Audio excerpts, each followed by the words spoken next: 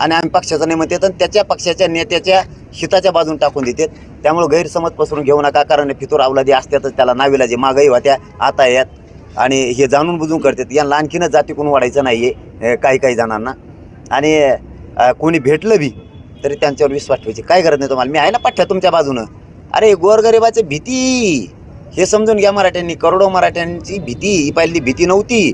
हे जे पळालेत ना अंतरवालीकडं, ही मराठ्यांची भीती, हे तुमचा विजय आहे. गोरगरीब करोडो मराठ्यांचा विजय. त्यामुळं उलट हसायचं, मजा बघायची. कोण काय म्हणला त्यांनी फेसबुक व्हॉट्सअपला सोशल मीडियाला टाकलं म्हणून त्याच्यावर विश्वास नाही ठेवायचा. मी कोणालाच पाठिंबा देत नाही. कुणी येऊ दे, राष्ट्रपती आला तरी देत नाही. हा मराठ्यांना शेवटचा संदेश, कुणी येऊ दे, मी मराठ्यांच्याच बाजूने, गोरगरिबाच्या बाजूने. तुम्हाला आरक्षण दिवस तर मी हालतच नाही. हे दाटून आता फोटो काढते हळू टाकून देते.